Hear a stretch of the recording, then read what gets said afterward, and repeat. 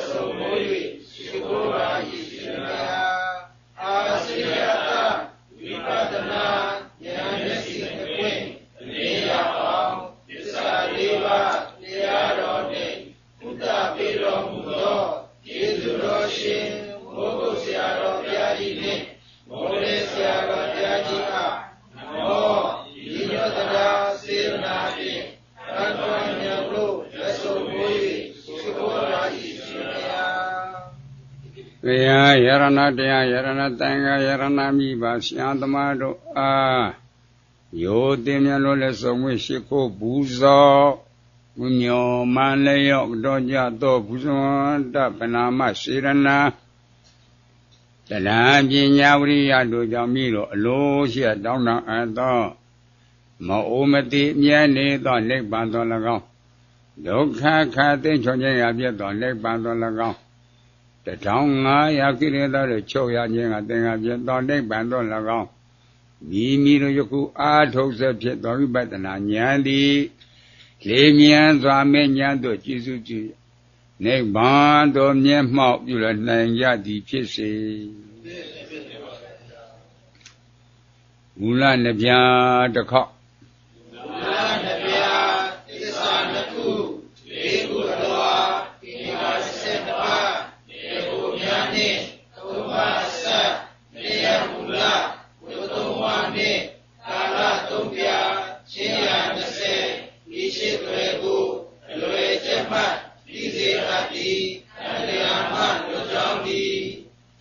နမောတတ္တဗုဒ္ဓဝါတောရဟတောသမ္မာသမ္ဗုဒ္ဓတ္တနမောတတ္တဗုဒ္ဓဝါတောရဟတောသမ္မာသမ္ဗုဒ္ဓတ္တ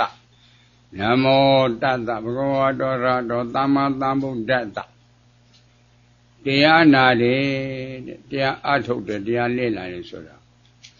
မိမိခန္ဓာမှာရှိတဲ့တရားနဲ့အသိဉာဏ်နဲ့ထပ်သွားဖို့လို့နော်ရှိတဲ့တရားဆိုတာအောင်နဲ့တွားတာတိုင်ပေါ်လာတဲ့ခန္ဓာ5ပါးကိုပြောတာနော်ညာတပြန်စောင်းမှာအာနဲ့တွားတဲ့ပေါ်တဲ့ခန္ဓာ5ပါးကိုဖြစ်ဖြစ်ရှုလို့မပါလားပါပါဗျာအလေးကျင့်30 40ရှုမရဘူးပေါ့အလေးကျင့်30 40ဆိုတာအဖေမျိုးကမွေးတဲ့မျက်စိနဲ့မြင်တဲ့ခြီလက်အင်္ဂါ32ခုဓာတ်ကိုပြောတာပေါ့အဲ့ဒါပြင်းညအာယုံကြီးကြားလားဒါပရမတ်အောင်ဆိုတော့အောင်နဲ့တွာတာအာယုံယူပါယုံတိုက်လာယုံကန်းလာယုံရတော့ပွက်တော့ဓမ္မယုံပေါ့နော်ဒွါရကမျက်စိအကြည့်နာကြည့်နှာခေါင်းကြည့်လျှာကြည့်ကိုကြည့်မနောအကြည့်ပေါ့ ဆိုင်ရဝိညာဉ်နာကြည့်ရှိရအတန်မတက်ဘူးလားကြားသည်စိတ်မပေါ်လားအဲ့ဒီအတန်လို့ကြားတဲ့စိတ်လေးသိတဲ့စိတ်လေးဟာယုံနှစ်ခုမတက်ခင်ဒီရှိမှနေတယ်လို့လေညွှန်ညံကြခြင်းကထက်ကြလားထိုက်ပါဘူးဗျာနှစ်ခုတိုက်တော့လဲဖွာကနေပေါ်လာတယ်နော်ကြားသည်စိတ်အကောင်တည်းဟုတ်ကြလားပုံပန်းတန်နဲ့ပါရဲ့လားချိန်ကြည့်တရွေသားရှိတယ်နေသားရှိတယ်ဒီရှိတယ်မြေတွေရှိလို့ချိန်လို့ရရဲ့လားမရပါဘူးချိန်လို့မရရင်သဘောအနေနဲ့သိတဲ့စိတ်လေးမထင်ရှားလားထင်ရှားပါဘူးဒါကြောင့်အာနိမိတ်တာအကောင်တည်းမဟုတ်ဘူးနော်ဒါမြင်ဆဲဘောရှားဆဲဘောဒါပြစ္ဆုတ်ပန်နိစ္စရောရမယ်အာနိမိတ်တင်းစာပါဝီလို့မဟုတ်ဘူးလားရဲ့သဘောအနေနဲ့ဘယ်တော့ထင်ရှားလဲနော်တဝိညာဉ်တဲ့ကြားသည်လို့ဖြစ်ကြလားဖြစ်ပါဗျာမဖြစ်သူနဲ့သာသာတာဖြစ်တဲ့ဝေဒနာသိညာစေရနာမှာပါလားပါပါဗျာအတန်လို့ခံစားတာလူလားဝေဒနာဝေဒနာပါဗျာနဲ့လားဝေဒနာဝေဒနာပါဗျာမြမလားဝေဒနာဝေဒနာပါဗျာအတန်လို့မှတ်တာလူနဲ့မြမလားသိညာသိညာပါဗျာခံစားနေစေဆိုတာမှတ်တာသူငါလားစေရနာစေရနာပါဗျာဝေဒနာသိညာစေရနာသုံးခုပေါင်းတော့နာမိခန္ဓာ၄ပါးမကြည့်လားဒီလေးပါးပြည့်စုံမှကြားသည်စိတ်ဖြစ်တာနော်လူနဲ့မြမလားနာမိခန္ဓာ၄ပါးနာမိခန္ဓာ၄ပါးသူ့အလိုလိုဖြစ်တာလားအကြောင်းကြောင့်အကျိုးတရားပေါ်တယ်အကြောင်းရှာကြည့်တော့သောတာအကြည်နဲ့အတန်ပေါ့နာမိခန္ဓာ၄ပါးအကြောင်းရှာတော့သောတာအကြည်ကယုတ်တရားမရဘူးလားအတန်ကယုတ်တရားမရလားဟောဒါယုတ်နှစ်ခုပေါ့နော်နာမိခန္ဓာ၄ပါးအကြောင်းရှာတော့ယုတ်နှစ်ခုမရလားယုတ်နှစ်ခုကအကြောင်းရှာကြည့်တော့ကံစိတ်ဥရုအာဟာရကံကြောင့်ဖြစ်တဲ့ယုတ်ဥရုကြောင့်ဖြစ်တဲ့ယုတ်အာဟာရစိတ်ကြောင့်ဖြစ်တဲ့ယုတ်တွေပေါ့နော်နာမိခန္ဓာ၄ပါးအကြောင်းရှာကြည့်တော့ယုတ်နှစ်ခုယုတ်နှစ်ခုအကြောင်းရှာကြည့်တော့ကံစိတ်ဥရုအာဟာရလို့မောဘူးလားအဲ့ဒါအကျိုးတရားသိဖို့မလိုဘူးလားအကြောင်းတရားသိဖို့မလိုဘူးလားအကျိုးတရားသိတော့လူစိတ်ဒီနတ်စိတ်ဒီမကြုတ်ဘူးလားအကြောင်းတရားသိတော့မြမကြီးလေးကဖန်ဆင်းနေထာဝရအစဖန်ဆင်းတဲ့ပိဿုံးနဲ့ဖန်ဆင်းတဲ့ယုံမလားဝေစီကိစ္စမချုပ်လားအဲနာမိခန္ဓာလေးပါးနဲ့ယူပခန္ဓာပေါင်းကြားဆဲလူလားခန္ဓာ၅ပါးနဲ့လားခန္ဓာ၅ပါးမြမလားခန္ဓာ၅ပါးခန္ဓာ၅ပါးလို့အမှန်သိရင်ဤခန္ဓာ၅ပါးတရားအပေါ်မှာလူနဲ့ဇမသက်တော်လို့အမှန်မှားအတိမှားအယူဆမှားတယ်မပြောက်လားအမှန်သိတော့အမှားပြောက်တယ်နော်အမှားပြောင်းသက်္ကာတိတိမပြောက်လားသက်္ကာတိတိပြုတ်ပြီကြားလိုက်စေရပါမကောင်းလားဒါကြောင့်အမှန်သိတော့အမှားပြောက်တယ်နော်ဒါသက်္ကာတိတိပြုတ်ဖို့အရေးကြီးတာကိုကွယ်စေရပါမကောင်းလားအဲ့ဒါသက်္ကာတိသောတာပန်ဖြစ်တာပေါ့သောတာပန်ဖြစ်ချမ်းသာစိတ်ကိုရပြီဘယ်လောက်ထိချမ်းသာလဲစီစစ်ဖို့မကောင်းလားအမေရိကန်တိုက်ပြည်တပြည်လုံးမှာရှိတဲ့ရှင်ဟောကျောက်တန်ပထမဆိုင်းစပန်းတပြည်လုံးရှိတဲ့ပြည်စည်းနဲ့ဓမစ်ပေါ်ရတဲ့အသိဉာဏ်နဲ့လှည့်နေပါတပြည်လုံးရှိတဲ့ပြည်စည်းမအိုအောင်တက်နေရတာမနာအောင်တက်နေရတာမသိအောင်တက်နေရတာအိုနာတယ်မလွယ်ဘူးနော်အပေကစိတ်ချပါမလားဓမစ်ပေါ်ရတဲ့အသိဉာဏ်ကအပေကလွတ်ရမနေလိုက်ဘယ်တော့မှအားရကြကောင်းလဲနော်အဲ့လိုစိတ်သိဖို့မကောင်းလားဒါမှမဟုတ်သေကတိတိပြုတ်ဖို့အရေးကြီးတယ်ကွကြားလားစဉ်းစားနော်ပဲသေကတိတိမှာပြုတ်ဖလောက်ပြီးနှစ်နာတယ်လို့မကြားဘူးဓမ္မံအာတကမင်းကြီးတို့ဥရိဒီဝမိဖျားကြီးကုသိုလ်ပြုတဲ့ကမိဖျားကုသိုလ်ပြုတဲ့ကမင်းကြီးကသဘောတူတယ်မင်းကြီးကုသိုလ်ကမိဖျားကသဘောတူတယ်နှစ်ကိုယ်တစ်စိတ်အကန့်အကွက်မရှိဘူးပဲနော်အဲ့တနေ့တနေ့မိဖုရားကြီးမကြမ်းမှမဖြစ်ပြီးတော့မှသိဆုံးသွားတာပေါ့ကံတော်ကုံနဲ့ရဆိုင်နေလို့ပြောဘူးလားသဘောကလည်းကောင်းစေနာတရားလည်းထိ ရုပ်စင်းကလည်းချောမင်းကြီးကရုပ်ကလေးကိုနှမျိုးလို့တရားရည်စင်ထားတယ်ကြားတတိယတဲ့အခါမကြည့်ဖက်မနေနေဘူးနော်ကြည့်တဲ့အခါရှေးအောင်တောင်းပြကိုတွေးလို့မငိုဖက်မနေနေဘူးကြားသူတို့ကိုယ်ဝရရေတိကြီးကဟိမနမှာသွားတရားထုတ်တာပေါ့ရေတိကြီးရဲ့တခါကအောင်ပြုတ်တဲ့အခါအာတကမင်းကြီးငိုတာကိုမြင်တယ်ဩအာတကမင်းကြီးပိရိဝါမိတောက်နေပြီငါရေတိကဲမှတော်တော့မယ်ဇန်นี่ကြွလာခဲ့တယ်ကြားရလားနဲတော်ရောက်တော့အာတကမင်းကြီးနဲ့ရင်ဆိုင်သွားတွေ့တာပေါ့အသိမင်းကြီးနေကောင်းရဲ့လားကောင်းပါလေဗျာကောင်းနေလို့လည်းပြောနေတာအသိကိုကြည့်ရမြင့်နေမြုပ်ခွက်ပေါ့ဘလို့တွေဖြစ်တာလဲဗျာဘယ်လိုတွေဖြစ်တာလဲသိမင်းကြီးမမေ့ရဘူးလားအရှင်ဘုရားဘယ်နေ့ဘယ်ရက်ကကြွသွားပြီဒီနော်ဥရီတွေမိဖျားကျကဲလို့ကိုလိုနဲ့ပါဆန်သွားပြီသူ့ရုပ်ကလက်ကိုနှမျိုးလို့ပြရည်စိတ်ထားတယ်ကြည့်တဲ့ကမငိုဖဲမနေနိုင်ဘူးရှေးအောင်တော့တွေးပြီးတော့ငိုမိတယ်ငိုတယ်ဆိုတော့တဲ့လောက်ပါတော့ငိုရတာပေါ့ငိုလွန်းအားကြီးရင်အသက်နှလုံးကျွမ်းမယ်အသက်တရားနည်းမှာအသက်50မှာတည်နေတာပေါ့ဘုန်းကြီးစဉ်းစားတယ်အသက်ကျွဲနေဆိုတော့ကအရေးသမားတော့တာထင်နာဘုန်းကြီးကြားလားအဲ့ဒါမထင်ဘူးကွငိုလွန်းအားကြီးကျွဲနေတာဟုတ်ကြားလားစဉ်းစားဖို့မကောင်းလားတောင်းတော့အသက်တရားနဲ့အသက်50မှာတည်နေတယ်နော်အသင်ကဘလောက်မှငိုရိုအောင်တော့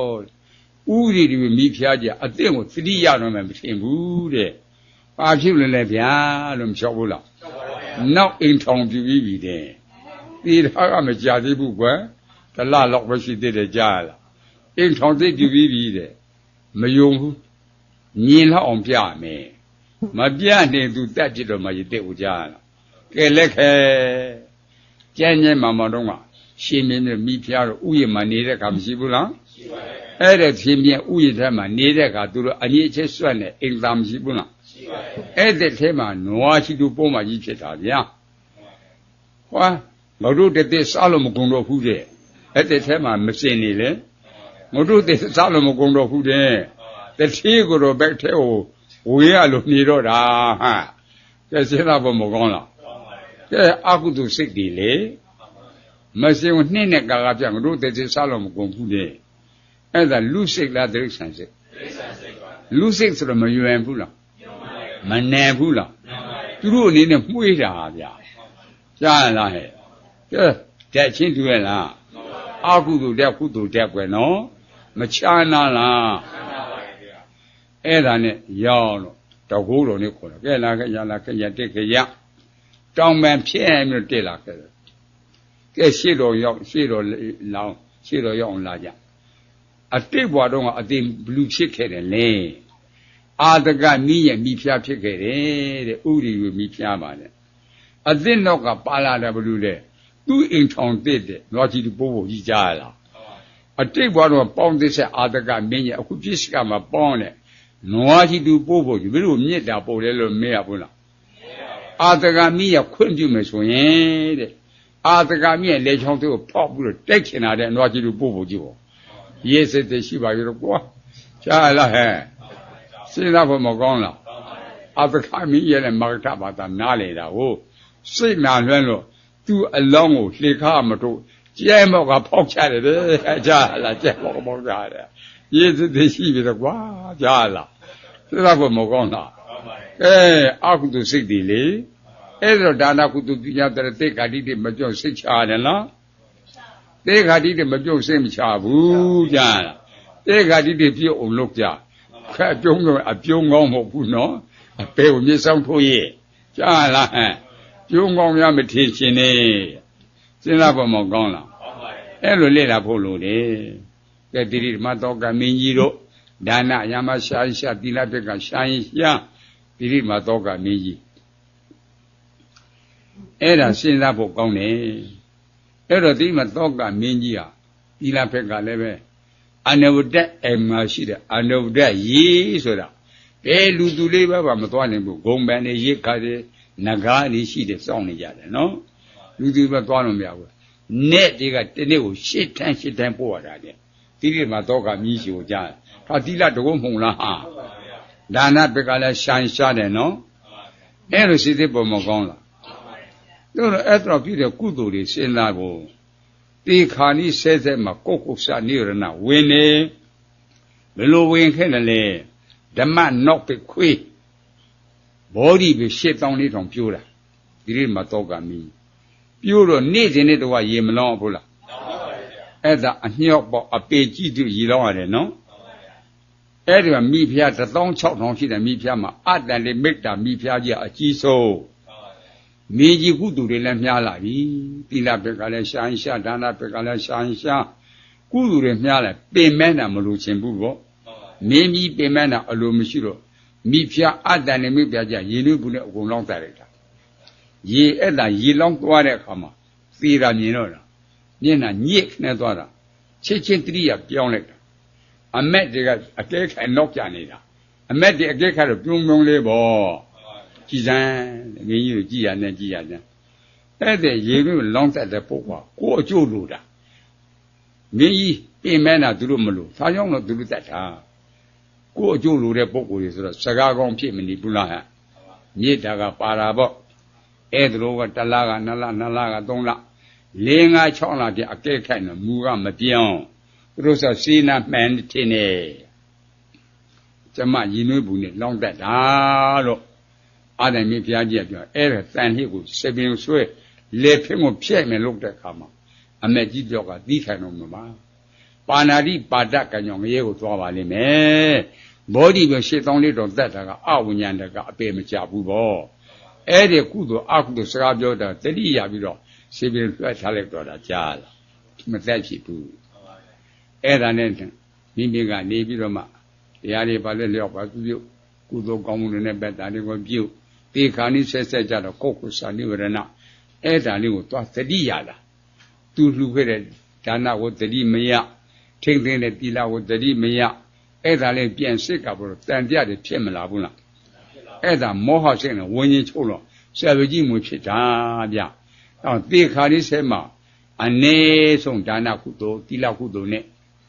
ဝิญဉ်ချုပ်ဖို့မလိုဘူးလားလိုပါဗျာ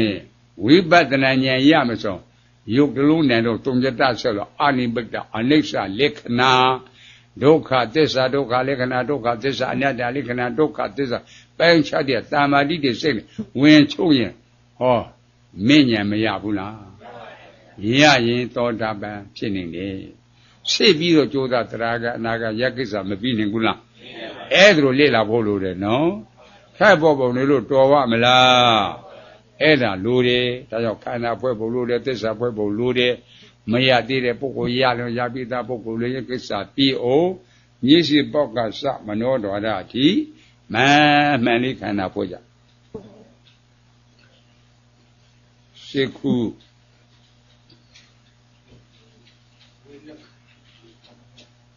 ခန္ဓာခန္ဓာဖွဲ့ခန္ဓာမျက်စိစက္ခုဒီကိုရှင်းတတ်သောစက္ခုဝိညာဉ်ပေါ်ပါသည်စက္ခုဝိညာဉ်ပေါ်သောအခါသူဝိညာဉ်ရဲ့ပေါ်လို့ဖြစ်ပါသလားမဖြစ်နိုင်ပါစက္ခုဝိညာဉ်နှင့်အာဇာတဖြစ်တဲ့ဝေဒနာတင်ညာစေတနာသုံးပါးပေါင်းသောနာမခန္ဓာ၄ပါးဖြစ်ပါသည်စက္ခုချီနှင့်စိတ်ကိုခန္ဓာဖွဲ့တော့ယူမဲ့ခန္ဓာဖြစ်ပါသည်နာမခန္ဓာ၄ပါးနှင့်ယူမဲ့ခန္ဓာပေါင်းသောခန္ဓာ၅ပါးဖြစ်ပါသည်မျက်စိကြည့်ကိုရှင်းလိုက်တော့ဉာဏ်ဒီစိတ်ပေါ်ပါသည်အစင်းကိုဉာဏ်ဒီကာကစိတ်ဝေဒနာတင်ညာစေတနာကစေတသိက်စေတသိက်မျက်စိကြည့်နှင့်အစင်းကယုတ်စေတသိက်ယုတ်မျက်စိကြည့်ကိုရှင်းလိုက်တော့ဉာဏ်ဒီစိတ်ပေါ်ပါသည်အစင်းကိုဉာဏ်ဒီကာကနတရားမျက်စိကြည့်နှင့်အစင်းကယုတ်တရားနာယုတ်နှစ်ပါးနာသောတာရှိကိုသာတိုက်တော့သောတာဝိညာဉ်ပေါ်ပါသည်သောတာဝိညာဉ်ပေါ်သောအခါဝိညာဉ်ရဲ့ပေါ်လို့ဖြစ်ပါလားမဖြစ်နိုင်ပါသောတာဝိညာဉ်နှင့်အာဇာတဖြစ်တဲ့ဝေဒနာတင်ညာစေတနာသုံးပါးပေါင်းတော့နာမခန္ဓာ၄ပါးဖြစ် ชีเนตังโกขันธาพระโลอยู่เป็นขันธาพิบาลีนาเมขันธาลีบานีอยู่เป็นขันธาฟังโลขันธาหาบาพิบาลีนาจิโกขันธาไตโตชาติเสกโอบาลีตังโกชาติดากาเสเวทนาเตญาเสนากาเสตริเสเสตรินาจีเนตังกาโยเสเสติโยนาจีโกตังไตโตชาติเสกโอบาลีตังโกชาติดากานันเตยะนาจีเนตังกาโยเตยะนาโยนภานากานาจีโกนันไตโตกานาวิญญาณโอบาลีกานาวิญญาณโพโลกา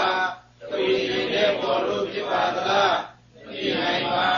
กานาวิญญาณนี้กาสัตว์พิเศษวินาติญาสินาตุมาปังโลนาเมกานาวิวัติปาลีกานาชีนีนาโมกานาพระโลอยู่เปกานาพิปาลีนาเมกานาวิวานี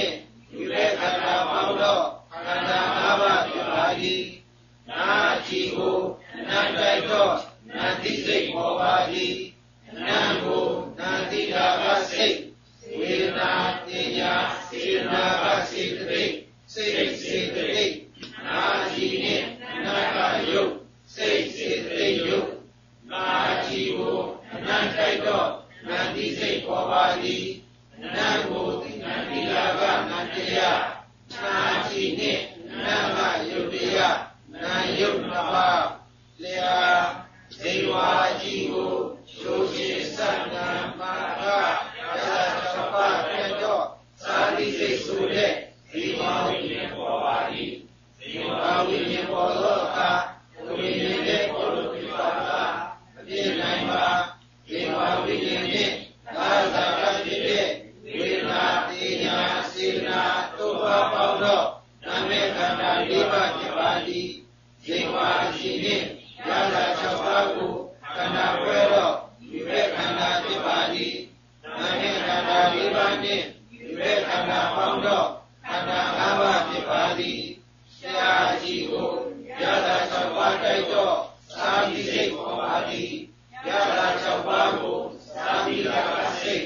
เวนาติญาสินากาสิตริเสเสตริยาจีเนยาลาชาวากาโยเสเสตริโยยาจีโกยาลาชาวาไตโตสาธิเสกโอบาลียาลาชาวากุสาธิดากานันเตยะยาจีเนยาลาชาวากาโยเตยะนาโยนภาโกกายาจีโกมามุโยมุปชุริมุตตะปะไตโตอิติเสกสุเรกายวิญญาณโอบาลีกายวิญญาณโพโลกาวิญญาณเดโพโลพิปาตลาวินัยมากายวิญญาณนี้กาสัตว์พิเศษเวนาติญาสินาตุมาปังโลนาเมขันธาลิบาติปาลีกายจีเนมามุโยมุโกขันธาเวโรอยู่เป็นขันธาพิบาลีนาเมขันธาลิบานีอยู่เป็นขันธาปังโลขันธาอาบาพิบาลีโอจิโกมุมุเอมุเอโตพุทธะปะไตโต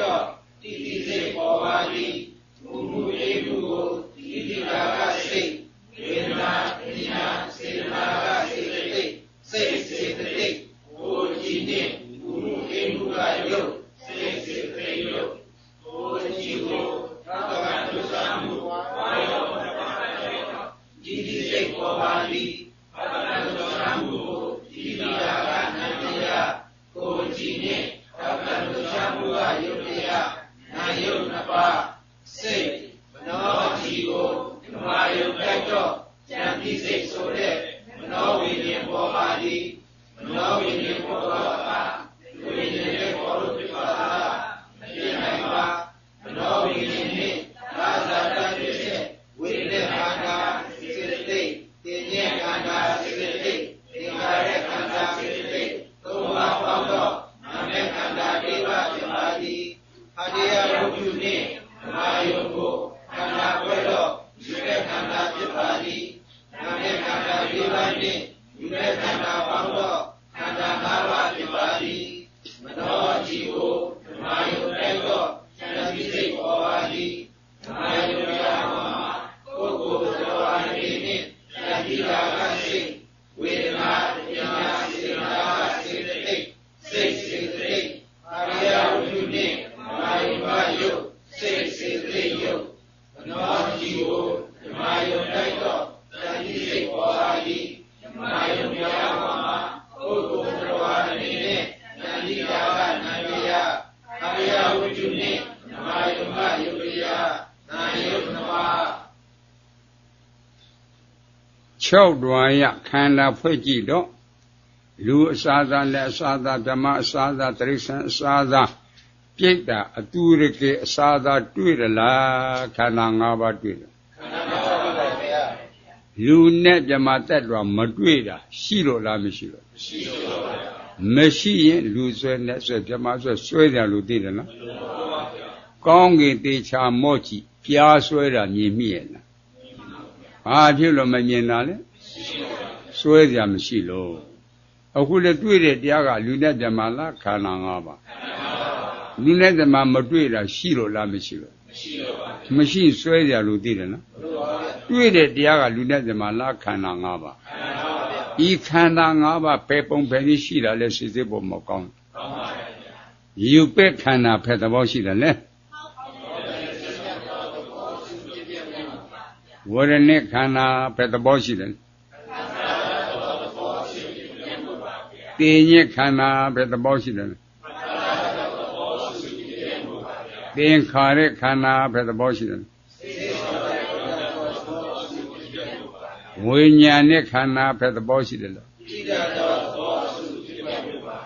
ဒီခန္ဓာ၅ပါးကမြင်ပြီးရင်ပြည့်ကြားပြီးရင်ပြည့်နားပြီးရင်ပြည့်စားပြီးရင်ပြည့်ကြည့်ပြီးရင်ပြေဆိုတော့ခန္ဓာ၅ပါးတွေ့ရလားမရှိတာတွေ့မရှိရင်ဘယ်လိုဆွဲမလဲလူနဲ့ဓမ္မတတ်တော်ကအစကတည်းကမရှိချင်းကြောင့်ဆွဲတယ်လို့သိတယ်လားခုရှိတယ်ဆိုတဲ့ခန္ဓာ၅ပါးဖြစ်ပြီးတော့မပြည့်လားအဆွဲခံရလားအတိက္ခာတိတွေမပြုတ်လားတိက္ခာတိတွေပြုတ်ဖို့အဓိကနော်အဲ့လိုစိတ်သိပေါ်မကောင်းလားခန္ဓာဖွဲ့သိက္ခာတိဖြုတ်တာကွယ်အဲ့ဒါအလုပ်ပေးတဲ့တရားကြီးကြားအဲ့လိုစိတ်သိပေါ်မကောင်းလားစဉ်းစားအဲ့ကြောင့်တိမှသပဲမတိပဲနိုင်ပါမလားလေးလာကြအဲ့ဒီခန္ဓာကိုမိအကွယ်ရှင်းရှင်းလင်းလင်း6 တွာရမှာအောင်နဲ့တွာရတိုက်ပါပေါ်တဲ့ခန္ဓာ၅ပါးလို့သိရင်အကောင်ထဲလို့ရုံးမလားမယူဘူးနော်အဲ့ဒီခန္ဓာ၅ပါးကိုဌာနုပဇာဖြင့်တင်စားပြီးတော့သမှုတသစ္စာအဖြစ်လူအစားသားနဲ့အစားသားဗြဟ္မအစားသားတိရစ္ဆာန်အစားသားပြိတ္တာအတုရကေအစားသားငရဲအစားသားလို့မသမုတ်ကြဘူးလားမခေါ်ကြဘူးလားအဲ့ဒါသမုတ်ရှိအခေါ်ရှိပေါ့မသမုတ်လည်းရှိသမုတ်လည်းရှိအခန္ဓာ၅ပါးဘယ်ပုံဘယ်နည်းရှိတာလဲမေးဖို့မကောင်းလားအနိစ္စအနေနဲ့ရှိတယ်ဒုက္ခအနေနဲ့ရှိတယ်အနတ္တအနေနဲ့ရှိတာပေါ့ကဲအနိစ္စဒုက္ခအနတ္တချမ်းသာတဲ့တရားလားဆင်းတဲ့တရားလားဟောခန္ဓာရတဲ့ပုဂ္ဂိုလ်နေ့စဉ်နဲ့တော့ဆင်းတဲ့တရားနဲ့နေရတာကိုကွယ်အဲ့လိုဆင်းတဲ့တရားနဲ့အမှန်သိသွားကနောင်တပတ်တဲ့ခန္ဓာမျိုးရချင်ပြည့်ရလားသူတို့ဆိုလက်ရှိခန္ဓာမတွေ့တာဘူးပေါ့လက်ရှိမတွေ့တာနောင်ခန္ဓာတောင်းတာအောင်မလားအဲ့ဒါလိုအချက်တည်းနော်ပြီးမှပယ်နေတာမသိပယ်နေပါမလားသိအောင်ကြိုးစားသစ္စာသိဖို့လိုတယ်ပရိစ္ဆသုပ္ပအကြောင်းကျိုးသိဖို့လိုတယ်မရသေးတဲ့ပုဂ္ဂိုလ်ရလည်းရပြီးသားပုဂ္ဂိုလ်လိုသစ္စာပြီးအောင်သစ္စာဖွဲ့ဝရဏိ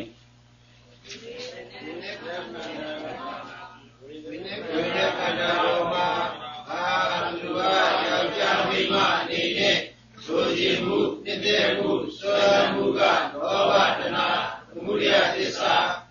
ဝိနည်းခန္ဓာဤဖြစ်ခြင်းဖြစ်ခြင်းကဒုက္ခသစ္စာဒုက္ခသစ္စာဟုပိုင်ခြား၍ဣဒာကဒီအိဋ္ဌိပိုင်ခြားသစ္စာ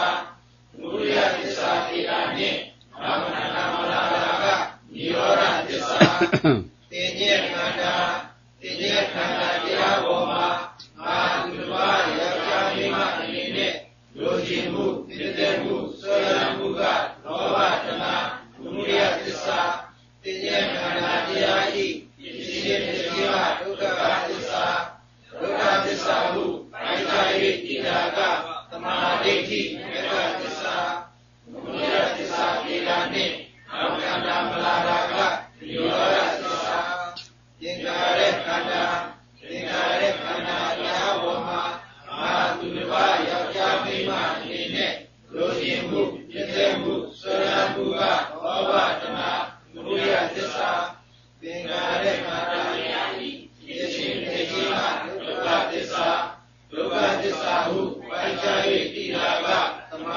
တိမေဃသစ္စာသမုဒယသစ္စာသေတာနှင့်နောက်ခန္ဓာမလာတာကနိရောဓသစ္စာဝိညာဉ်နဲ့ခန္ဓာဝိညာဉ်နဲ့ခန္ဓာတို့ရောမှာအာသူတော်ဘာယောဂိမအနေနဲ့ဇိုတိမှုဖြစ်တဲ့မှုဆွေလန်းမှုကလောဘတဏှာသမုဒယသစ္စာ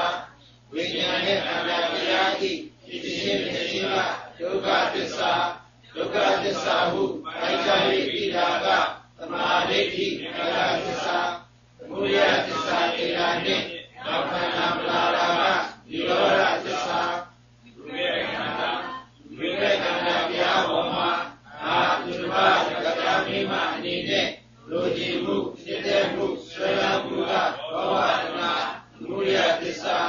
ယူတဲ့ခန္ဓာတရားဖြစ်စေဖြစ်ရာဒုက္ခသစ္စာ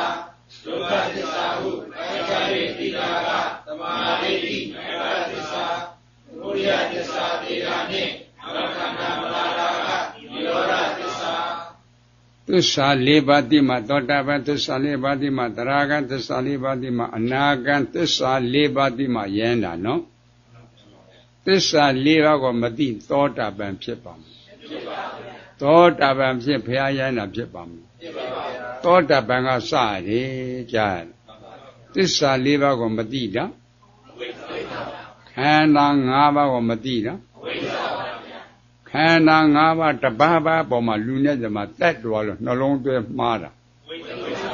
နှလုံးသွဲမှားတော့လိုချင်တာဘယ်လိုလဲမရရမနေဘူးလို့စွဲလန်းတာအဝိဇ္ဇတနာဥပါဒံဤ၃ခုသစ္စာဖို့တော့ပါသစ္စာလူလားသမုဒယသစ္စာနတ်လားသမုဒယသစ္စာဗျမလားသမုဒယသစ္စာသာဒီသမီးတွေလားသမုဒယသစ္စာသမုဒယသစ္စာလို့အမှန်သိတာသူငါလားမေကသစ္စာမေကသစ္စာကသိတာနော်သမုဒယအကြောင်းရှိသမျှအကျိုးခန္ဓာမပေါ်လားခန္ဓာရတဲ့ပုဂ္ဂိုလ်ဟူသည်အိုနာတိလွတ်ခဲ့လားဟာသစ္စာလေဒါသမုဒယဒုက္ခလို့မောဘူးလားတက်ကသမုဒယနှုတ်နှစ်ကဒုက္ခသုံးကသမုဒယလေးကဒုက္ခသစ္စာနှစ်ပါးနဲ့လာခဲ့တာနော်ဘုရားပွဲမှာသစ္စာ၄ပါးလို့ကြားတာဘုန်းကြီးတို့လာခဲ့တာသစ္စာနှစ်ပါးတက်ကသမုဒယနှစ်ကဒုက္ခသုံးကသမုဒယလေးကဒုက္ခဟောမေဃနိရောဓကိုမပါဘူးမေဃနိရောဓကဘုရားပွဲမှာကြားတာဗျာအဲ့လိုစိတ်သိဖို့မကောင်းလားအဲ့ဒီတရားကိုသိဖို့အရေးကြီးတယ်နော်အဲ့ဒီတရားသစ္စာတော့ခန္ဓာတော့မသိရင်ဥရိတိဝေမိဖျားကြီးကတိတ်တိမ်မခံလားတိရိဓမ္မတောကမင်းကြီးတို့ကတိတ်တိမ်မခံလားသေဂာတိတိပြုတ်တဲ့အင်္ဂုလိမာလတော့ကြတော့လူတက်ရောက်ဖျားကြီးနော်လူတက်တယ်ဆိုတာသရုပ်ဆန်တက်တာတဲ့အပြစ်ကြီးတာဗောမကြည့်ဘူးလားမြတ်စွာဘုရားရှင်ကိုယ်တော်မြတ်ကြီးကတွေ့သစ္စာတရားခန္ဓာတရားပြိဿသုပ္ပတရားကိုကြားရနားရတမိတ်တဖို့မရလူတက်သေးတယ်လားသိတော့ပေတော့တာနော်သိပေတော့မဟုတ်လားပေတော့တာဆက်ပြီးတော့ကြိုးစားသောတာပန်သရဂံကအနာဂံယံကိစ္စမပြီးလားသူလုပ်ခဲ့တဲ့အကုသိုလ်တွေအကျိုးပေးခွင့်ရသေးရင်အကုန်လုံးဟောတိကံဖြစ်သွားတယ်နော်အင်္ဂုလိမာလာကြတိတ်တိမ်မခံလားတခါအတော့သမားကြီးတူရာမှုခါအမတန်တော့တရားကိုနာနာဖြစ်ဥပုသ်ဆောင်နေမရှိအဲ့လိုပီတိတော့နေတာတနေ့တနေ့ကြွချင်းတိုင်တော့တရားနာမယ်တရားဝေသွားတယ်သူလာတော့ပြိတ္တမသိအောင်တဏှာကပုံရှိုးပြီးတော့မှနာတယ်နော်လူအတွေ့မကအမြင်မခံဘူးသူပုံတာမျက်စွာပြမြင်တာသိတာဗောတဲ့ရွှေရဉာဏ်ပြည့်စုံဖွင့်ကြည့်တာမြင်နေသစ္စာတရားခန္ဓာတရားပြိဿသုပ္ပတရားကိုဟောလို့တရားဆုံးသွားတဲ့ကသူရမှုကသောတာပန်တည်တယ်အဲ့ဒီကမြတ်စွာဘုရားကသိတယ်သူရမှုကရတဲ့နိဗ္ဗာန်နဲ့ငါဖျားရတဲ့နိဗ္ဗာန်အတူတူလို့မောဘူးလားဟုတ်ပါဘူးကဲဘယ်တော့မှအားရကြကောင်းတယ်လေကွယ်နော်အဲ့ဒါဖျားရတယ်လေသူရမှုကအတူတူတဲ့ညာစဉ်းစားနော်ကဲဒါတုတ္တဝါအရိယတောက်ကောတုတ္တအကြမြင်လို့တယ်စဉ်းစားဖို့မကောင်းလားအချို့တွေဘယ်လိုတွေဟောကြတယ်လဲကိလေသာကုန်မှနိဗ္ဗာန်ကိုမြင်မယ် ဟောကြတယ်နော်တချို့ကလည်းနိဗ္ဗာန်ကိုမြင်မှကိလေသာကုန်မှာတဲ့နိဗ္ဗာန်မမြင်ဖဲနဲ့မကုန်ဘူးနိဗ္ဗာန်မြင်မှကိလေသာကုန်မယ်တချို့ကကိလေသာကုန်မှနိဗ္ဗာန်မြင်မယ်အဲ့ဒီနှစ်ခုကဖယ်သဘောကျတယ်ကိလေသာကုန်မှနိဗ္ဗာန်မြင်မယ်နော်သဘောတူရလားတူတယ်နော်တော့ကိလေသာကုန်မှနိဗ္ဗာန်မြင်မှာပေါ့ဝိသကာအကြောင်းမှကြောက်ကုန်ပြီလားနိဗ္ဗာန်မြင်မှာတကားကွယ်ဟမ်ကုန်ပြီလားဝိသကာကြောင့်မှနိဗ္ဗာန်မြင်တယ်စဉ်းစားဖို့မကောင်းလားကိလေသာကုန်မှနိဗ္ဗာန်သောတာပန်သရဂံနဲ့ပြရတော့မလဲဟဲ့စဉ်းစားဖို့မကောင်းလားခုသူရမှုကရတဲ့နိဗ္ဗာန်နဲ့ငါဖျားတဲ့နိဗ္ဗာန်အတူတူမဟုတ်ဘူးလားကဲသူရမှုကကိလေသာကုန်ပြီလားစဉ်းစားနော်နိဗ္ဗာန်မြင်မှကုန်မယ်ဆိုသူတို့ကဲသောတာဝိသကာကြောင့်မှမမြင်ဘူးလားကုန်ရဲ့လားကိလေသာအဲ့လိုစဉ်းစားဖို့မကောင်းလားလေ့လာကြကွယ်ကြားဘူးမှနားဝမတရားရတာနော်ဒါသုတဝါအရိယသုတအကြားရှိမှအရိယာဖြစ်တယ်လို့မဟုတ်ဘူးလားစဉ်းစားဆက်ပြီးတော့ကြိုးစားမှဆိုရင်ဟောသောတာပန်ကသရဂံအနာဂယကိစ္စမပြည့်နိုင်ဘူးလားပြည့်နေနေဒါသမုဒိယဘယ်မှာဖြစ်တာလဲလို့စဉ်းစားဖို့မကောင်းလားနှလုံးသွင်းမှားလို့ဖြစ်တာညမြင်ရမှာကြားရမှာနားရမှာစားရမှာထိရမှာတွေ့ရမှာနှလုံးသွင်းမှားတာနော်အဲ့တော့အမြင်ခံအရှုခံကခန္ဓာ၅ပါးပေါ့ရုပ်ကိုပဲရှုရှုနာမ်ကိုပဲရှုရှုတဲ့တခါပြန်ပြီးတော့လေ့လာကြအောင်ဆိုတော့တတိပ္ပံအနေနဲ့ပြန်စဉ်းစားမယ်ဆိုရင်တတိပ္ပံတရား၄ပါးစိတ်တ ानु ပတနာတတိပဋ္ဌာန်ကာယ ानु ပတနာတတိပဋ္ဌာန်ဝေဒနာ ानु ပတနာတတိပဋ္ဌာန်ဓမ္မာ ानु ပတနာတတိပဋ္ဌာန်ဒိဋ္ဌိစေအားကောင်းတဲ့ပုဂ္ဂိုလ်လူဆွဲနဲ့ဆွဲနေတဲ့ဒိဋ္ဌိစေအားကောင်းတဲ့ပုဂ္ဂိုလ်စိတ်တ ानु ပတနာရှုတဲ့ကြားယာကအားကောင်းတဲ့ပုဂ္ဂိုလ်ကကာယ ानु ပတနာရှုတဏှာအားကောင်းတဲ့ပုဂ္ဂိုလ်ဝေဒနာ ानु ပတနာရှုပညာအားကောင်းတဲ့ပုဂ္ဂိုလ်ဓမ္မာ ानु ပတနာရှုလို့မဟုတ်ဘူးလားစဉ်းစားနော်အဲ့ဒါမှမကြောက်ဘူးကြားဘူးတမ်းမြတ်စွာဘုရားရှိစဉ်ကပုရုဇဉ်ယဟန်တစ်ပါးကအာသောကုန်တဲ့ယဟန်နာကြီး၄ပါးရှိမှသွားတရားတောင်းတယ်မောဆရာတော်ပြတ်တိခုထဲမှာပါတယ်နော်အရှင်ဘုရားတို့အာသောကုန်တဲ့ယဟန်နာဆိုတော့တတိတော်ယုံကြည်တယ်ကြားလားနိဗ္ဗာန်ကိုမြင်ပုံနဲ့မြင်နည်းအလုံးနဲ့တကွတတိတော်ကိုဟောပေးစမ်းပါကြားလားနိဗ္ဗာန်ကိုမြင်ပုံမြင်နည်းအလုံးနဲ့တကွဟောပေးစမ်းပါလေပထမယဟန်နာကြီးကအာရဏ6ပါးကိုဖြစ်ဖြစ်ရှုလို့မဟောဘူးလားဟောပါတယ်ပုရုဇဉ်ယဟန်ကသဘောမကျဘူးအားကြောင့်မကြတာလေလို့အမင်းပန်တဲ့ဆန်တစ်ခွက်3သိန်းနဲ့မလဲ3သိန်းသာတစ်ခွက်ရတယ်တစ်စိဘို့လှဲတာလှဲခွက်ခုတော့3သိန်းရတော့မလှဲဘူးနော်အားကြောင့်လဲဝိပန္လာတ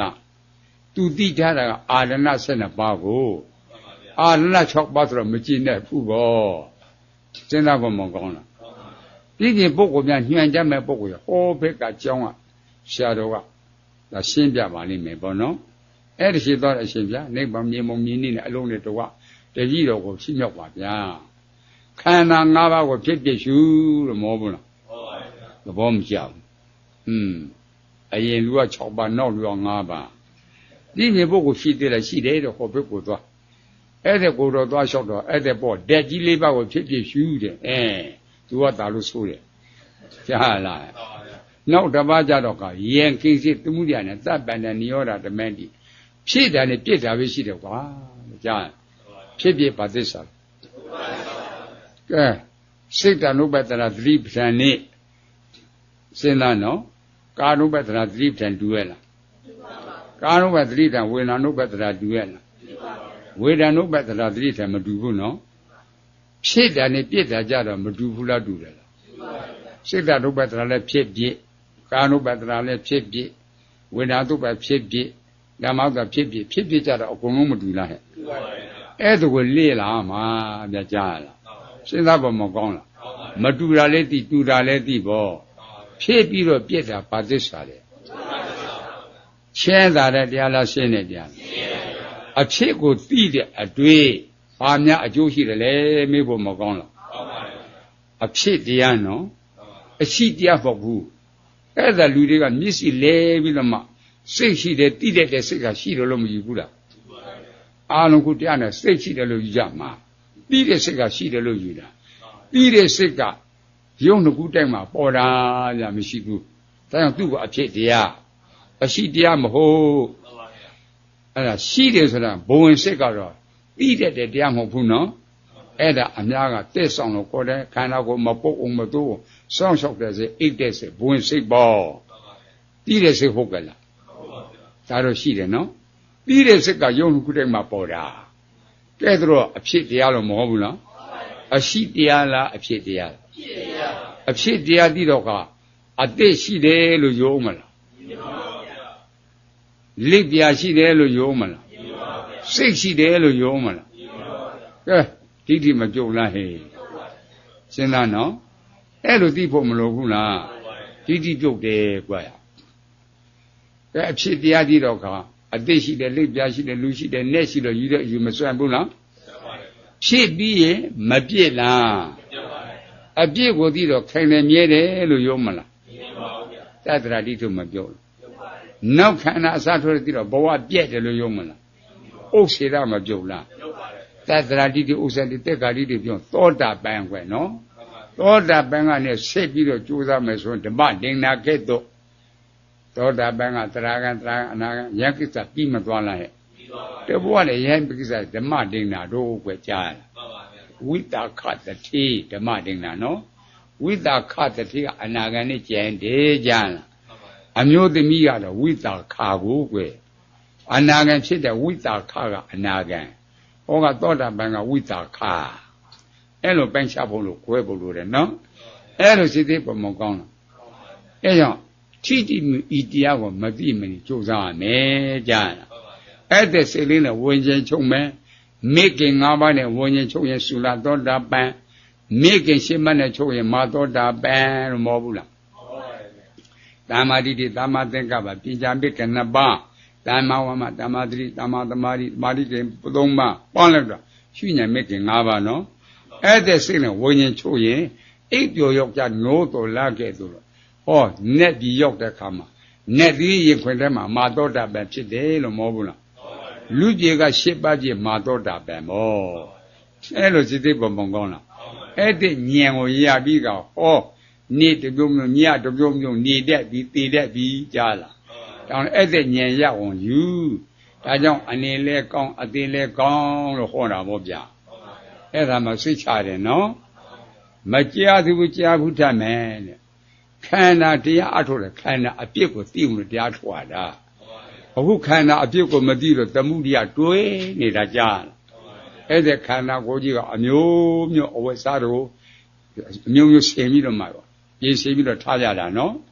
အစတော့အမျိုးမျိုးပြင်ကြတယ်နော်သူနေဖို့တိုင်ပေါ့ဆောက်ဦးတော့ကောင်းလေးမလုပ်ပေးကြဘူးလားကဲအဲ့တဲ့ခန္ဓာယူရပိုက်ထွေးပြီးတော့တေးချာချာပြုပြင်ညာတော့လဲအိုကလွတ်ခဲ့လားမလွတ်ပါဘူးအနာကလွတ်ခဲ့လားအတေကလွတ်ပါမလွတ်ဘူးနော်ဘလို့ဘပြုပြင်ဘလူအလိုဘမလက်တဲ့ခန္ဓာကိုယ်ကွယ်အဲ့လိုစိတ်သိပေါ်မကောင်းလားအဲ့ဒီခန္ဓာကိုသိဖို့လို့တဲ့ငါမဟုတ်ဘူးအနတ္တငါကအတ္တငါမဟုတ်တာအနတ္တကြားလားဘလူမြင်တာဘာမဖြစ်ဘူးသူတရားတော်ပေါက်တဲ့သွားမှာပေါ့အဲ့လိုလေ့လာဖို့မကောင်းလား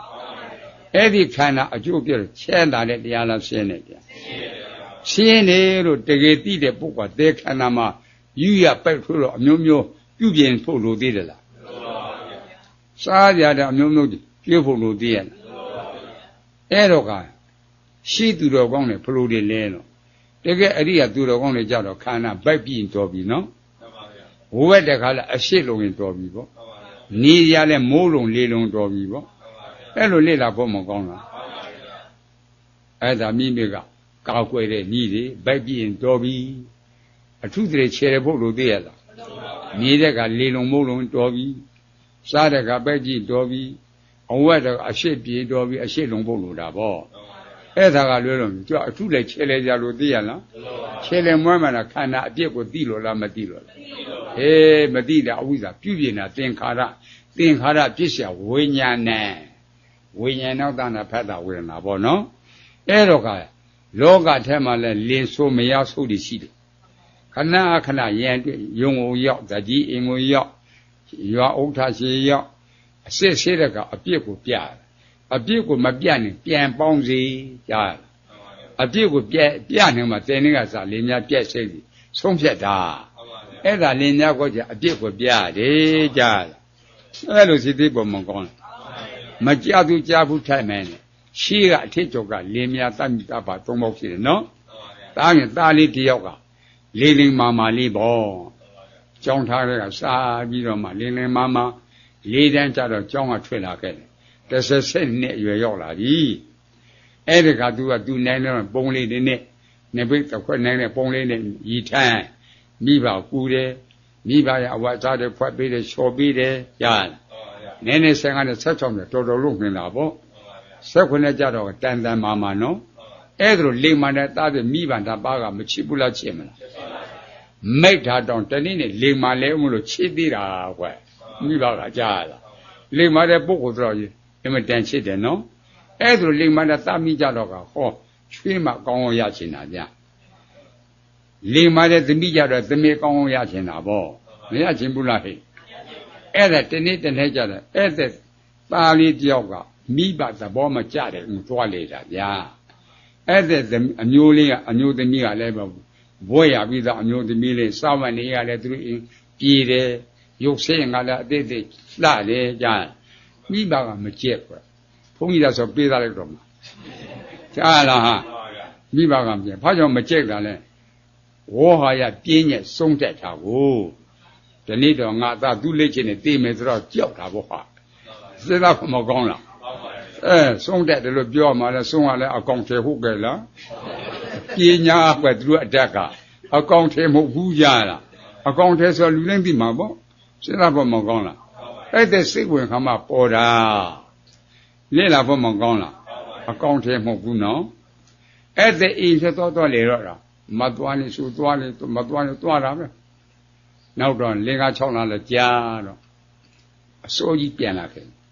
အေးရတဲ့ဝင်နဖူးကိုင်းစမ်းကြည့်ခြေလေးကိုင်းစမ်းကြည့်ဖက်နေကောင်းပါလေဘာဖြစ်လို့လဲအိတ်ရှင်မအနေမကောင်းလို့ကြားလားသူဤစားနေမကောင်းဘူးပေါ့တဲ့နေ့ဘာနေ့လဲလာပြည်နေအဲ့တဲ့အတက်ကလာပြည်နေမှာပေါ်တာကိုလာဝေတော့လာပြည်မှာပေါ်တာနောက်လာဝေကြံသေးတယ်လာဝေထမေးလေးဆုံစားတာကသမီးသားဆိုတာအခြေဆိုင်နာကွမင်းအပြန်ခင်းတာပြန်မယ်ဆိုကြားလူတာဝေမင်းလစ်လွတ်တော့မှလစ်လွယ်မခံနေအဲ့ဒါအပြန်ခိုင်းတာအခြေစမ်းတာတီပြီးတော့နေရတယ်မိဘကမတင်ရဘူးလားကိုမိဘဆိုတော့ယုံတာပေါ့နောက်လာဝင်သွားတော့အခုရဲ့အရင်တပည့်တွေပို့ဆိုတဲ့လေနာတာကြောင့်ခေါင်းကက်တာကြောင့်ဘက်နာကြောင့်သုံးမလေးတွေပေါ့ပြန်စမ်းမပြန်ပြရစီနဲ့ကွယ်မင်းနေမကောင်းရင်အိတ်တာနေပါငါခါတဲ့ငယ်လေလို့ပြန်တဲ့အချိန်ကျမှပြန်မရစီပြန်စမ်းမပြန်မရစီနဲ့ပြောဆိုရင်ခွေတိုင်းမှာဆုံးပါပေါ့တောက်တာမီလုံးကြီးတွေဖွာကနေတောက်တာမင်းသားမီလုံးကြီးပြူသွားတော့မီလုံးကြီးပြူသွားတော့ချစ်တဲ့စိတ်ရှိသေးရလားဟဲ့နေလေးပါမကြံဘူးအိုးတယ်ကြားလားဟင်းနေဖတ်တဲ့သမင်းစားတာအိုးကတော့ကြံသေးတာကြားလားခုချစ်တဲ့စိတ်ကိုနေတယ်မှမကြံလားကြောက်မနေဘူးလားဟဲ့ကြောက်တော့တာကွာဆုံးတော့ကပြီးတော့အနာဘတန်လာပါပြောတော့သူ့တက်ကိုဘလူပါမပြောလို့နှုတ်ပြရတော့တာနော်ရှင်းတာထိုးတော့အိမ်ပြန်ခဲ့တော့တာပြန်တော့နောက်နေကြတော့သမင်းစားမယ်အေးရတဲ့ဝင်တော့တာမင်းသားကတော့ဘူးအေးငါသားအနေမကောင်းလားနဖူးကိုင်းလိုက်ခြေလေးတွေကိုင်းလိုက်မကန်ဘူးလားနေကောင်းလားကောင်းပါလေဖားဖြစ်တော့မသွားတယ်မသွားဖေလုံးတော့ခဏမေးတော့မိပါဆိုတော့သူ့ရီးစားဆုံးတက်တယ်ဆိုတော့ပေါ့သူတို့မလုံးတွေသွားညိုးလိုက်မယ်သူတို့မလုံးတွေသွားကိုပေါင်းစစ်ခွာတဲ့ကြားလာညိုးလိုက်မယ်ကမိဘခဲတော့သွားတယ်ချစ်စလားကြောက်စလားကြောက်စီကွယ်ကြောက်စီမိဘတင်နဲ့စားတော့ကြည့်မစားနဲ့ဟောစားတော့ကြည့်တော့ဖော်ကြီးပေါ့ဆေးစားခဲ့တယ်ဆေးစားခဲ့တယ်မသားဘူးအားလိုက်ဆေးစားခဲ့တယ်ကွယ်အဲ့လိုစီသေးမကောင်းလား အဲ့ဒါနဲ့ဟောရသွားတေးသွားနဲ့လင်း9ရက်လောက်ကြာလိုက်ပြန်လဲလက်နောက်1လလောက်ကြာလိုက်ပြန်လဲလက်နည်းနည်းပါပါစိတ်ဓာတ်တွေပြောင်းသွားကုန်တော့စဉ်းစားမှမကောင်းလားကောင်းပါရဲ့လေ့လာဖို့လိုတယ်နော်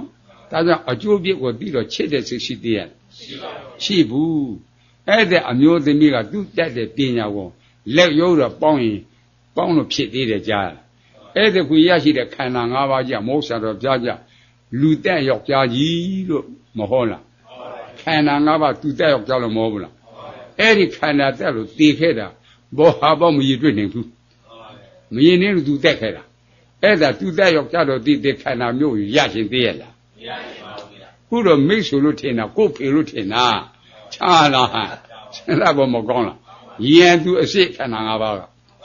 ယူပိခန္ဓာတက်လို့တည်ခဲ့တာမရည်တွေ့နိုင်ဝမ်းလျှောလို့တည်တာတွေကြားဖို့ဟလားစီးချုပ်လို့တည်တာကြားဖို့ဟလားတွေ့အလို့တည်တာကြားဖို့ဟလားအဲ့ဒါယူပိခန္ဓာတက်တာဖြစ်နေအောက်လျှောလို့နာမည်မပေးဘူးလားဆေးမမိဘူးကွနော်ကဲဆက်တယ်လို့မပြောဘူးလားအဲ့ဒါယူပိခန္ဓာတက်တာယူပိခန္ဓာဖောက်ဆိုးလဲဟောဆောင်းကဘုန်းကြီးတို့အသေးကြီးတဲ့လူကကြည်ငယ်ခန္ဓာဆွတ်ချင်တာအဲ့ဒါအိစာပို့မပို့အေးရထဲမှာပါမှာတဲ့အေးရထဲပါမှာတဲ့မလို့နေကွယ်နေအောင်ပို့မယ်အိစာပို့ရတယ်ကြားမင်းငါ့ကိုကျွေးမကျွေးငါတည်ပြမှာတဲ့အဲ့မလို့ကနေကွယ်ကျွေးငါကျွေးရတာမကျွေးတည်ပြမှာတဲ့ဗျအဲ့ဒါလိုယူပိခန္ဓာနှိမ့်စစ်တာတက်ခဲ့တာမရည်တွေ့နိုင်ဘူးနော်ဝရဏိခန္ဓာတက်လို့တည်ခဲ့တာမရည်တွေ့နိုင်ဘူးစားလို့ကောင်းတယ်ကောင်းတာစီစကားပုံနာဥပြည့်လို့တည်တာကြားဖို့လားဟာဝေဒနိခန္ဓာတက်တာဗျဝေဒနိခန္ဓာတက်တာကြားလားတင်ညိခန္ဓာတက်တော့ဆေးထိုးမှလို့တည်တာကကြားဖို့လားအဲ့ဒါတင်ညိခန္ဓာတက်တာဟေးကြားလားအစာမတော်တော့တစွမ်းအသွားတော့တလန်းတော့မဟုတ်ဘူးလားအဲ့ဒါသင်္ခါရခန္ဓာတက်တာဝိညာဉ်နဲ့ခန္ဓာတက်တာကလည်းမရည်တွေ့နိုင်ဘူးသမီးသားက10တန်းတော့ကသမီးသားရိုးတန်းနဲ့သူတို့ကဘွဲ့လွန်ပြီးခါမင်္ဂလာလက်ထိုင်မလို့သူတို့သစ္စာမပြုကြဘူးလားဘွဲ့ကရလာခဲ့ပြီနော်မိဘ၄ပါးမင်းကလေးဖေကမိဘလည်းယောက်ျားလေးကိုမလို့ယောက်ျားလေးကမိဘလည်းမင်းကလေးကိုမလို့ကြားရတဲ့သဘောမတူဘူးသူတို့သမီးသား2ယောက်ကတော့သူလေးပါမနေရရင်အစိတ်တော့လို့သိမယ်အစိတ်တော့သေးတာကြားခွဲလားအဲ့ဒါဝိညာဉ်နဲ့ခန္ဓာသက်တာကြားလားကျိုးဆွဲရောက်လို့သိမယ်အဲ့ဒါဝိညာဉ်နဲ့ခန္ဓာသက်လို့သိတာရည်သေးခုံဆင်းသိမယ်တဲ့သူတို့တကကြားခွဲလားအဲ့ဒါဝိညာဉ်နဲ့ခန္ဓာသက်တာကြအဲ့ဒီခန္ဓာအကျိုးပြကိုသိနောင်တပတ်တဲ့ခန္ဓာမျိုးရချင်သေးရလားမရချင်တော့ဘူးနော်အဲ့လိုလေ့လာဖို့မကောင်းလားတရားအားထုတ်တော့တရားပြောက်တော့ကိုမဆာတရားတွေ့တယ်မဟုတ်ဘူးလားတရားတွေတွေ့တာလေဒုက္ခသစ္စာတိပဲဆက်ပါ၄ပါးကိစ္စမေတ္တကနာလည်းမဟုတ်ဘူးလားတိမှပဲနေတာနော်အဲ့လိုလေ့လာဖို့မကောင်းလားအဲ့ဒီနေရာရောက်အားထုတ်ကြရလားကဲလက်ဆိုကြယူပိခန္ဓာဟောပြန်တာပမာရေမြုပ်လို့ရေမြုပ်ပုံပြုရှေ့ပြည့်ရှုရမှုမင်းနဲ့ဖို့ကဲယူပိခန္ဓာရောက်ခုလဲညောင်းလဲခိုက်လဲပြုလိုက်မျိုးဖောက်ပြန်ပြီးတော့မနေဘူးလားသိပါဗျာစဉ်းစားဖို့မကောင်းလားအနှစ်သာရရှိရလားရှိပါဗျာရေမြုပ်ကြီးနေပြီလို့မဟုတ်ဘူးလားဖောက်ပြန်ပြီးတော့မပြည့်လားအဲ့ဒါလိုယူပိခန္ဓာတက်ခန္ဓာမရေတွေ့နိုင်ဘူးနော်အဲ့လိုလေ့လာဖို့မကောင်းလားအဲ့ဒါလူရဲ့အခြေဖြစ်ဖြစ်ပါသစ္စာတိပဲလို့မဟုတ်ဘူးလားဒုက္ခသစ္စာဆိုတော့တေခန္ဓာကြီးကိုတာယာတွေ့တတ်တဲ့သမုဒိယလာအောင်မလားဝရဏိခန္ဓာခံစားတာပမာရေပွက်လို့ရေပွက်ပုံပြုဖြစ်ပြည့်ရှုရမှုမင်းနဲ့ဖို့တင်ညက်ခန္ဓာမဲ့သားတာပမာတန်းလျက်လို့တန်းလျက်ပုံပြုဖြစ်ပြည့်ရှုရမှုမင်းနဲ့ဖို့သင်္ခါရခန္ဓာစစ်စောရာပြုပြင်တာပမာငှက်ပြောလို့ငှက်ပြောပုံပြုဖြစ်ပြည့်ရှုရမှုမင်းနဲ့ဖို့ဝ为娘的看呐，为推拉拉见地的，爸妈灭来路，灭来保佑，别去，也没没那破，还是阿鲁比的呀，现在，别把这上。钱大的呀，那钱的，钱的了，地上弄着办，得看那没有压钱的，地着白着的喏，钱的说个给他拿拉的，500人拉的，干拉的，不是啥都把东西没变了，那看那咱们定了，牛的得啥？给面色看那个别把这啥，地那个。闹看那么来了，为啥都过分的过去？再过人不能办，哪里100多个，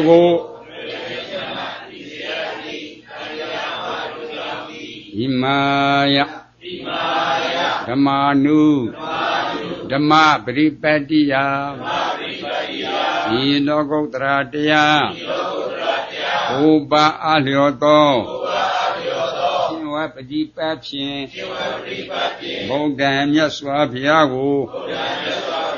不是米，都看得上帝的眼片，不说话一心别，伊玛呀，达玛努，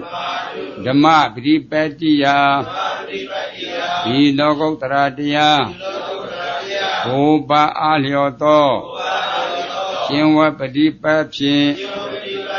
人们的阿罗灭过，不是米，都看这沙地的眼片，不说话一心片，伊玛呀，达玛努，达玛不离八地呀，伊罗高特拉地呀。5把阿六多，千万不离八片，单个罗先灭过，不是米，都看得上帝的眼片，不说话一心片，一个多，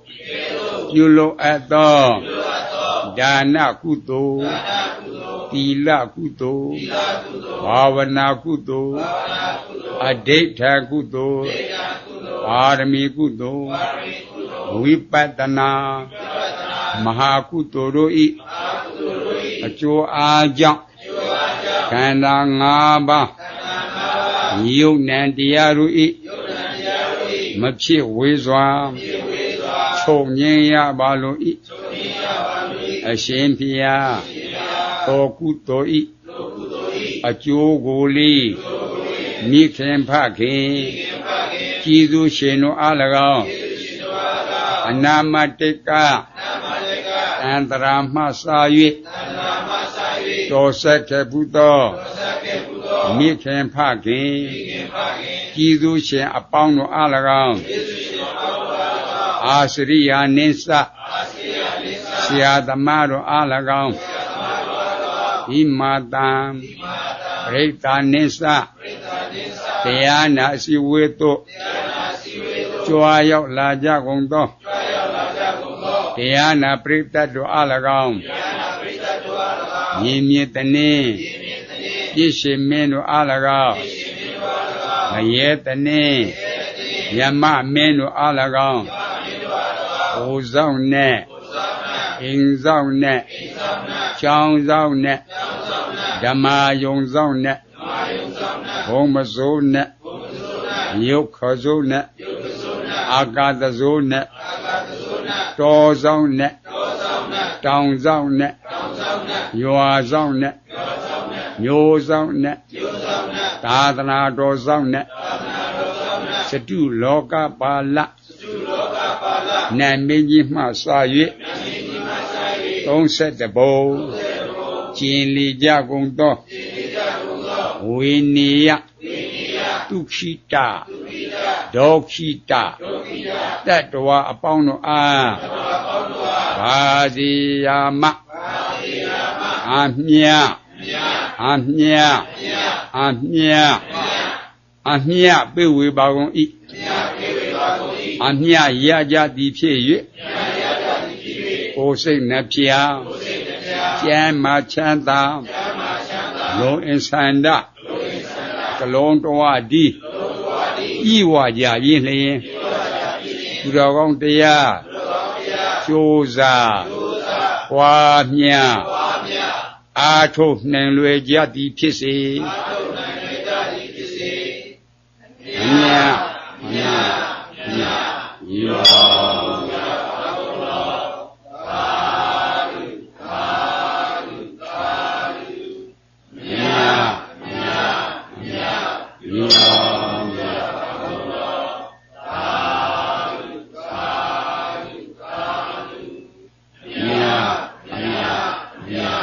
ဤလော